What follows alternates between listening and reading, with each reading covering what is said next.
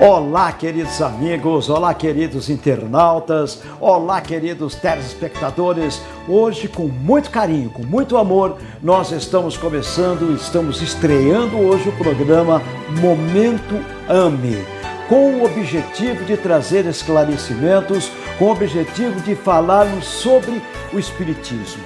E para compor este programa, para nós darmos com certeza bastante ênfase do que vai acontecer, do que nós vamos fazer, eu estou aqui com o vice-presidente da AME de Frutal, Aliança Municipal Espírita de Frutal, meu querido Leonel Varanda, que é o vice-presidente, que a partir de agora assumiu com a gente. Tudo bem, Leonel?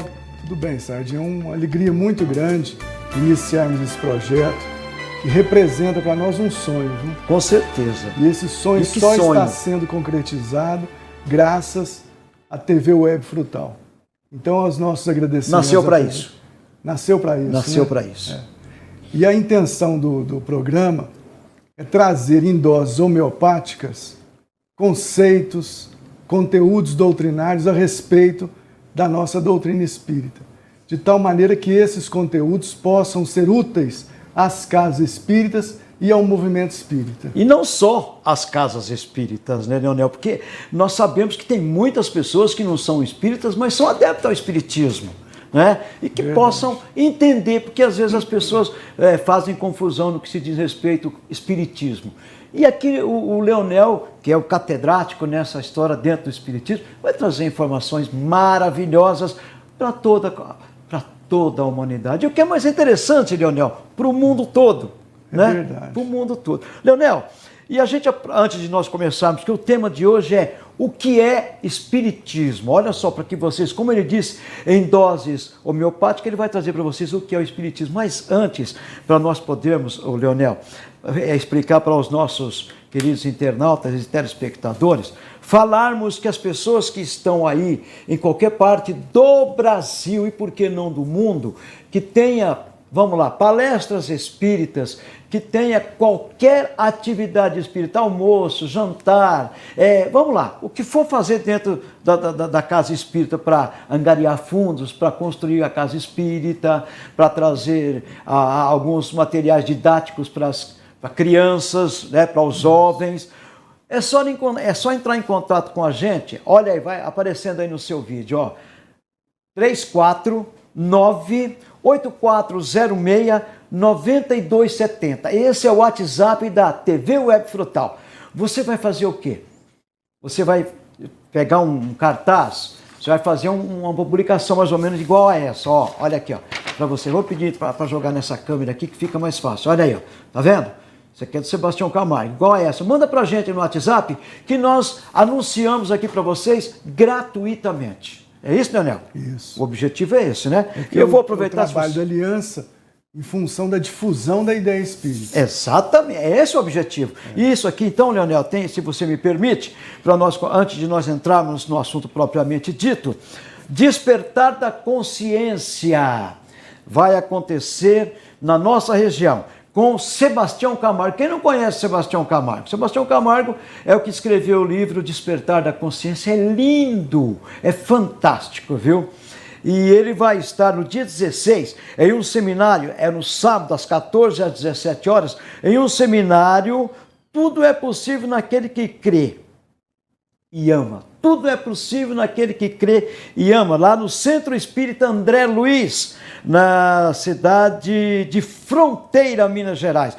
Mandar um abraço para o Joéder. Alô, Joéder, você pode entrar em contato com o Joéder. Lá em Fronteira, ó, dia 16, das 14 às 17 horas, um seminário com o tema Tudo é Possível naquele que crê e ama, com Sebastião Camargo. Sebastião Camargo também participa da TV Mundo Maior, um programa com Despertar da Consciência que é fantástico, tá? Dia 17, ele vai estar numa mesa redonda, domingo, das 9 às 12, na cidade de Icém, no Centro Espírita Caridade. Ó, e querer, saber, amar. É o tema, viu? É uma mesa redonda, querer, saber e amar, na cidade de Icém, das 9 às 12 horas. É na rua Joaquim Carlos Mato, 845, lá na cidade de Icém. E a gente aproveita para mandar um abraço para todo o pessoal lá de Icém. E no dia 17, ele vai estar aqui na cidade de Frutal, meus queridos espíritas e não espíritas. Ele vai estar aqui com o tema Evangelho e Autocura. Ele vai estar no Centro Espírita Eurípides Barçanufo. Quero convidar você para participar, viu? Vou mandar um abraço aí para o meu amigo Ronaldo Pires, para o Rovio Ravena, esse pessoal que estão aí organizando. Então, dia 17, domingo, a partir das 19 horas, Sebastião Camargo estará na cidade de Frutal, aqui a partir das 19 horas no Centro Espírita Eurípides Barçanufo. Tá? Na rua Silvio Romero 381, né? E nós temos também nos próximos dias de carnaval, meus irmãos, o 28º Encontro Espírita Voz do Evangelho de Frutal. O segundo encontro de evangelizadores da criança com o tema central, o Centro Espírita e a Família. Nos dias 2 e 3 de março. Eu já aproveito para convidar vocês. Vai ser lá no Centro Espírita Allan Kardec, próximo à creche Pequenino de Jesus. Então você de qualquer parte do Brasil, aqui na nossa região, que tem alguma coisa que possa ser divulgado aqui, não custa nada. Manda para cá que a gente divulga. Desculpa, Leonel, tomei um tempão seu aí, né, velho? Necessário, né? Necessário, com certeza. Ô, Leonel, o que é o Espiritismo? Pois é, Sérgio. Então, com a proposta clara de trazer esclarecimentos sucintos, práticos a respeito da doutrina espírita, hoje o nosso tema é esse. Nós vamos procurar entender alguns princípios básicos da nossa doutrina espírita. E, em primeiro lugar, é preciso contextualizar o nascimento da doutrina espírita, como surgiu e quem foi o seu idealizador. Então, nós podemos afirmar que a doutrina espírita foi codificada, organizada e sistematizada por um pedagogo francês chamado Hippolyte Léon Denisard Rivail, que adotou o pseudônimo de Allan Kardec.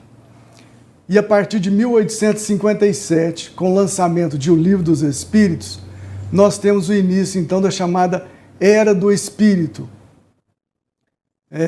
trazendo-nos, então, assuntos, tanto do ponto de vista científico, filosófico e religioso, para a compreensão da existência humana. Allan Kardec foi um espiritualista, evolucionista e com claras propostas sociais. Afirmava que a força do espiritismo está na sua filosofia, no apelo que faz à razão e ao bom senso, por trazer respostas racionais aos inquietantes problemas do destino e da dor, e explicar a justiça divina baseada na lei de evolução, lançando mão do livre-arbítrio, da reencarnação, da lei de causa e efeito. Mas o aspecto principal da doutrina espírita, Sardinha, era fazer com que o pensamento humano transitasse da fé cega para a fé raciocinada. E para isso ele precisava seguir um caminho notadamente contextualizado com a época, com o cenário em que a doutrina espírita apareceu. E esse cenário foi um cenário, sobretudo, em que as ideias materialistas tomavam conta do pensamento contemporâneo. O mundo contemporâneo, apoiado na razão e na lógica, passava a exigir que princípios metafísicos, como, por exemplo, a imortalidade da alma, Deus, a comunicação dos espíritos, são princípios metafísicos, para além da matéria. E a ciência exigia, então, que esses princípios estivessem apoiados na razão e na lógica, não fossem mais simplesmente princípios transcendentes sem comprovação científica. Aí surge o cenário para o aparecimento da doutrina espírita. Já que a ciência exigia comprovação científica, a ciência espírita foi a porta de entrada da doutrina espírita, para que os espíritos pudessem trazer questões metafísicas, como Deus, existência dos espíritos, comunicação dos espíritos conosco, com a vida física, mas através da ciência. E a doutrina espírita se utilizou de forma espetacular da mediunidade. Na verdade, é aí que entrou o tríplice aspecto, né? Isso. Então o Espiritismo estabelece as suas bases doutrinárias a partir da ciência espírita, mas porque havia necessidade, devido ao contexto do pensamento humano daquela época. E uma das grandes contribuições para a comprovação da imortalidade da alma naquela época foi William Crookes. Sim. William Crookes foi um pesquisador inglês notável pela sua performance no campo da ciência, inclusive descobridor do estado radiante da matéria. Então ele era um cientista muito respeitado na França. E o William Crookes teve a oportunidade de acompanhar durante 2 anos as materializações do espírito de Kate King através da médium Florence Cook. E essas materializações foram autênticas, Sardinha. Sim. Com critério científico, acompanhadas por cientistas. William Crookes não realizou esses fenômenos físicos sozinho, junto com a médium. Existia toda uma equipe de pesquisadores que trabalharam com ele. No final de 2 anos, ele lança esse livro, se você quiser divulgar. Fatos Espíritas. Fatos Interessante. Espíritas. William Crookes, aliás, é um livro que poucos espíritas sabem, né, Leonel? É. Vamos mostrar aqui nessa câmera aqui, André, por favor. Aí, ó. Esse livro é interessante vocês adquirir, porque é um livro que traz mensagens e que traz coisas fantásticas do espiritismo, né? Nesse livro, Sardinha, William Crookes, quando começa a descrever, ele não era espírita. E muito menos dado a Assim como experimentação. Kardec, né? Também não era. Não era espírita, E exatamente. muito menos dado a experimentação desse tipo.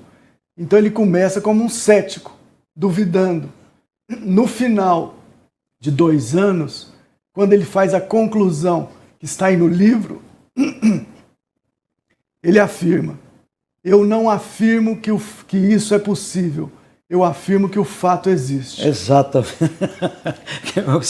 É fato, não tem como se discutir o contrário. Aliás, esse é um aspecto muito importante da doutrina espírita, porque se ele tinha a ideia de transitar da fé cega para a fé raciocinada, ele deveria estar apoiado em fatos. Em fatos, E exatamente. o William Crookes nos dá uma contribuição extraordinária. Ele se torna espírita em função do que ele presenciou, Dos fatos. dos fatos espíritas, porque não deixavam mais já dúvida alguma para a razão que questiona, de forma nenhuma.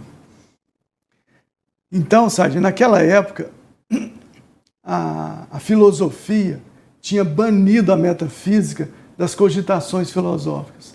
Então não se podia mais tratar de assuntos metafísicos à luz da filosofia. Da filosofia. E Allan Kardec teve um atrevimento filosófico. Ele foi atrevido. Ele teve um atrevimento filosófico porque ele conseguiu levar de novo questões metafísicas para o campo da razão. Como?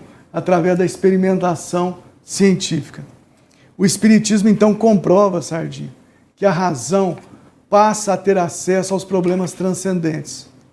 Provoca grande impacto social, merece a atenção de grandes cientistas, como William Crookes, que nós citamos, mas também de César Lombroso, e provoca a adesão de escritores notáveis, como Victor Hugo, Conan Doyle, e vence as barreiras acadêmicas, apresentando-se com critérios científicos. Sobre César Lombroso, tem uma passagem também muito interessante. Ele era um médico e antropólogo italiano. E César Lombroso também não era espírita. E certa vez ele foi convidado a participar de fenômenos de materialização de espíritos na casa de Eusápia Paladino, que era uma médium notável de materialização. Sim. E ele, como todo cético, chegou pensando nas mesas girantes. E pensando nas mesas girantes, ele, na primeira reunião, vira para Eusápia Paladino e diz: Eusápia, eu gostaria que você fizesse mexer essas cadeiras, essas mesas. E ela vira para ele e diz assim: olha, César, eu vou fazer algo muito mais notável do que simplesmente fazer mexer as mesas girarem. E começa a reunião. No decorrer da reunião, um espírito materializado sai de dentro da cabine onde a médium estava, se aproxima dele. Elevação de corpos humanos. Não, e ele se reconhece na presença da própria mãe. Sim. A mãe dele materializada chama ele pelo nome Meu Deus. de infância, dá um beijo nele. E materializado. E esse fato, Sardinha, aconteceu depois diversas ocasiões, com a presença de muitos pesquisadores. A partir dessas experiências, César Lombroso, que se notabilizou pela sua contribuição na antropologia criminal, se torna também espírita. Por quê? Porque foram fatos reais, né? Reais, Fatos reais, comprovados cientificamente e que não deixavam margem à dúvida mais a respeito da imortalidade da alma. Então, esse cenário de dúvida filosófica a respeito de questões metafísicas foi vencido pelo Espiritismo. E o Espiritismo, então, é a primeira religião, Sardinha, que aproxima a ciência da religião. Da religiosidade, né? Porque a ciência havia se afastado da religião, porque essas questões metafísicas não poderiam ser comprovadas.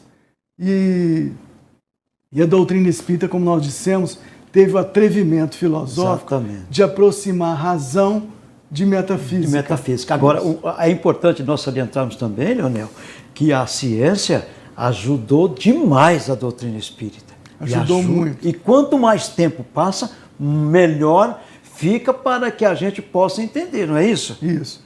Agora, feito lembrando esse cenário cultural em que a doutrina espírita apareceu e a exigência da razão perante postulados metafísicos, nós podemos já definir o que é o espiritismo. Sim, com certeza. E o espiritismo nasce na sua feição de ciência. Tanto que Allan Kardec chama o espiritismo no início de ciência. Sim. E filosofia. E vai dar o cunho religioso apenas mais à frente, depois de falar das consequências morais do espiritismo. Mas inicialmente, para o codificador do espiritismo, o espiritismo apresenta-se como uma doutrina que se apoia na experimentação científica. Com que objetivo? Com o objetivo de revelar aos homens a existência e a natureza do mundo espiritual. E além disso, na sua feição de cristianismo primitivo, restaurado, ele provoca então, como nós dissemos, a primeira aproximação histórica entre a ciência e a religião. Incrível, né? E aí começa... Agora, eu estou vendo aqui... Isso, Sardinha, foi para abrir os caminhos para que a ciência espírita pudesse trilhar. Porque se ela começa como religião, sem comprovação da existência da alma, ela teria abortado naquela época. Porque a filosofia não aceitaria nenhuma análise transcendente sem o cunho da razão. Exatamente. Agora, Leonel, aqui está, inclusive nesse livro aqui, que é o Fatos Espíritas, está dizendo: mesas e cadeiras elevadas do chão sem ninguém lhes tocar. Quer dizer, isso aqui já foi trazendo e despertando a curiosidade, principalmente de Kardec, né? É verdade. Quando na França, a partir de 1854, os fenômenos das mesas girantes apareceram, eles chamaram a atenção da sociedade parisiense. Sim. E Allan Kardec foi uma das pessoas que se interessaram em conhecer esse fenômeno. E trazer detalhes, né? Só que o que nos chama a atenção foi que ele percebeu que as mesas, as cadeiras, davam respostas inteligentes. Sim. E ele não poderia admitir que uma cadeira e uma mesa que não tem cérebro para pensar pudesse dar uma resposta inteligente. É algo inanimado, é como essa mesa, inanimada. Né? E daí ele começa a estudar o assunto e chega à conclusão que por trás das mesas girantes estão inteligências incorpóreas, inteligências de espíritos que já viveram aqui na Terra, fazendo parte da família humana. E que são reais. Isso é importante. E a partir daí ele começa a estudar, fundamenta a nossa fé, a fé espírita, na comprovação da imortalidade da alma, passo inicial para o desdobramento seguinte. Agora, Leonel, ciência, filosofia e religião. São os 3 aspectos que a gente sabe do Espiritismo. Agora, me fala sobre a filosofia. Pois é, a filosofia, muito bem lembrado por você, ela está consubstanciada no livro O Livro dos Espíritos. Sim, sim. Nesse livro, Allan Kardec teve a felicidade de compilar todos os questionamentos filosóficos que a humanidade teve, tem e ainda terá por algum tempo a respeito da finalidade da vida, por que nós estamos aqui na Terra, de onde nós viemos, para onde vamos, os problemas intrigados a respeito da dor, as questões sociais, enfim. Ele conseguiu resumir nesse livro, que está evidentemente numa forma resumida, todas as questões transcendentes de cunho filosófico, que sempre fizeram parte dos questionamentos humanos. Mas o Livro dos Espíritos é um livro que todos nós deveríamos ler. São 19 perguntas e respostas, né? Isso. Principalmente por aqueles que não são espíritas e desejam conhecer o Espiritismo. Leonel, nós temos pessoas que ainda não sabem exatamente, isso por falta de conhecimento, porque o Espiritismo é novíssimo, né? O Espiritismo é uma doutrina que está com 150 anos. Né? Um pouquinho mais. Um pouquinho mais de 150 anos. A doutrina espírita é nova. É uma doutrina. Ela tem um marco inicial com o lançamento de O Livro dos Espíritos, em 1857. 57. Então já vai para 160 anos. 160 anos. 161 anos já vai fazer, isso, né? A doutrina é nova, está engatinhando. Tá. Agora, de alguns anos para cá, a doutrina espírita expandiu no que se diz respeito à comunicação, principalmente agora nessa época, nessa época que nós temos de comunicação no computador, a tecnologia. Por exemplo, nós estamos aqui para o mundo, numa TV web, falando de espiritismo para o mundo. Agora, as pessoas que ainda não são espíritas, Leonel, as pessoas que vão na casa espírita só para tomar passe, e na verdade vão lá tomar passe, melhora, volta dali 15 dias e tal. Mas, como eu perguntei para você, e como o tema é o que é espiritismo, o espiritismo na verdade é estudo? O espiritismo é uma ciência, né? Sim. E como toda ciência, ele tem que ser estudado a fundo. Começando, então, pelo Livro dos Espíritos, que trata das questões filosóficas, indo para o Livro dos Médiuns, que trata da questão científica, O Céu e o Inferno, que fala, um livro espetacular. Maravilhoso. Que fala da justiça divina segundo o Espiritismo, colocando de lado aquelas questões, muitas vezes ultrapassadas, que a razão repele, sobre céu, inferno e purgatório. Exatamente. E mostrando-nos a justiça divina com base naquela afirmativa de nosso Senhor Jesus Cristo, a cada um segundo as suas obras. Exatamente. E tem o Evangelho segundo o Espiritismo, que trata das questões específicas religiosas. Aliás, esse livro é interessante, Sardinho. Muitas pessoas acham que o Evangelho é apenas um livro religioso. Não. Ele é um livro à luz da razão. Tanto que o codificador teve a preocupação de, nos 4 primeiros capítulos, fundamentar a nossa fé, falando-nos sobre a vida futura, a imortalidade da alma e a reencarnação. Para depois, no capítulo 5º, entrar no Sermão da Montanha. Então ele começa o Sermão da Montanha depois de ter explicado a lei da reencarnação, a imortalidade da alma e a vida futura, que fundamentam toda a filosofia do Cristo. É fantástico, né? Porque o estudo do livro espírita, meus queridos irmãos, nos traz a luz da sabedoria. E o que é interessante na doutrina espírita, Leonel, é que a gente vê que em todos os aspectos a doutrina espírita, que é feito pelo codificador, o Kardec, ele tem o respeito sobre o livre-arbítrio, que é exatamente isso que Jesus Cristo pregou e que Deus revela para nós. Nós temos o livre-arbítrio, não é isso? A doutrina espírita começa a sua caminhada em 1857, alcançando todos os níveis sociais. desde os mais simples aos mais intelectualizados. Sim, sim. Principalmente, Sardinha, os mais intelectualizados, que haviam se afastado da religião, que haviam se afastado da filosofia, da religião, melhor dizendo, porque a religião não explicava, baseado na razão, os porquês existenciais. Então a doutrina espírita começou a penetrar no mundo acadêmico. Sim. Hoje, para você ter uma ideia, nós já temos teses de doutorado, como a tese da doutora Dora Encontre, por exemplo, Sim, sim. que nos fala que o espiritismo já penetrou os meios acadêmicos de uma forma muito racional, adaptando-se ao conteúdo do pensamento contemporâneo, que é um pensamento muito racional.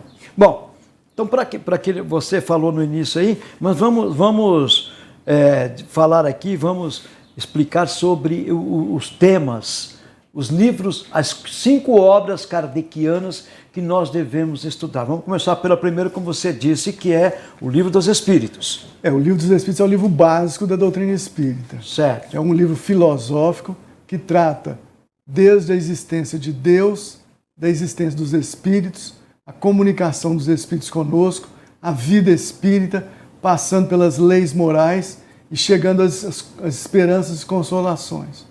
Então ele faz um resumo de todas as questões transcendentes que sempre mobilizaram o interesse filosófico do ser humano. Maravilha. Depois, para que nós possamos dar continuidade às 5 obras básicas, vem o Livro dos Médiuns. O Livro dos Médiuns. No Livro dos Médiuns é a parte científica da doutrina. É onde Allan Kardec explica uma das questões que havia sido colocada de lado pela religião, pela ciência, que é a mediunidade. A mediunidade está presente na filosofia e na religião do Cristo, mas ela foi discriminada. Exatamente. Então, a partir dessa ideia, Allan Kardec, para fundamentar a nossa fé na vida futura, lança o livro dos Médiuns, para explicar dos objetivos da mediunidade. Agora, Leonel, a gente precisa esclarecer uma coisa aqui, para que as pessoas saibam, porque quando se fala médium, as pessoas já logo caracteriza doutrina espírita. E a mediunidade, o Leonel vai, se eu estiver errado, ele me corrija, a mediunidade não é exclusividade do espiritismo. Não, muito pelo contrário. A mediunidade é uma faculdade humana que pode estar presente... E orgânica. E orgânica, muito bem. E que pode estar presente em todas as classes sociais, em todos os países, qualquer religiosidade, em toda religião, porque é uma característica humana, está ligada à questão orgânica. Então nós podemos ter um médium, por exemplo, na religião protestante, na religião católica, como foi muito comum. O que aconteceu recentemente. Né? As pessoas estão falando o médium. E aí apareceram algumas sátiras querendo fazer isso que o cara é espírita. Não. Vou repetir. É bom que se deixe bem claro. Eu ouvi uma comunicação, uma explicação do Divaldo, e ele traz isso com muita firmeza, Divaldo Franco, dizendo: doutrina espírita não é exclusividade mediunidade não é exclusividade do espiritismo. Mediunidade é orgânica, portanto, qualquer instituição religiosa são médiums. Ainda porque todos nós somos médiums. A beleza do espiritismo, Sardinha, foi disciplinar o uso da mediunidade à luz do Evangelho de Jesus. Maravilha. Para que a pessoa não erre na sua aplicação. Mas ficou nisso. Muito bem. Bom, Leonel, nós estamos chegando ao final aqui do nosso primeiro programa, Momento AME, um programa que foi criado para trazer informações sobre a doutrina espírita. O que é espiritismo? E para a gente concretizar aqui, aí ele falou, nós dissemos aí o Livro dos Espíritos, o Livro dos Médiuns, depois vem o Evangelho segundo o Espiritismo. O Evangelho segundo o Espiritismo, que é fantástico. Depois vem o Céu e o Inferno. Céu e Inferno. E depois a Gênesis. A Gênesis, então, nem se fala, né? É um tanto quanto mais difícil do aprendizado, mas é fantástico. Vale a pena a gente estudar. Mais alguma coisa, Leonel, que você poderia deixar aos nossos queridos telespectadores? Eu queria deixar o convite aos telespectadores para que, com calma, nós possamos estudar a doutrina espírita de uma forma, como nós dissemos, homeopática, tratando assunto após assunto para uma compreensão mais geral da doutrina espírita. Por exemplo, no nosso próximo encontro, nós vamos falar da ligação histórica entre cristianismo e espiritismo. É uma sequência, para depois falar na religião espírita. Muito bem. E assim, meus queridos amigos, meus queridos irmãos, telespectadores, o primeiro programa Momento AME fica por aqui, mas Momento AME é da Aliança Municipal Espírita de Frutal. Vou repetir, qualquer parte do Brasil que você estiver, mande para a gente através do WhatsApp, vou repetir, 98406-9270. É o WhatsApp da TV Web Frutal. Você manda aí o cartaz que nós falamos. Lembrando que no dia 17 acontece em Frutal uma palestra fantástica que será no Centro Espírita Eurípides Barçanufo com Sebastião Camargo, a partir das 19 horas. E a TV Web Frutal vai estar lá, tá bom? Leonel, um beijo no coração, até o próximo programa, se Deus quiser. Deus quiser. Um abraço.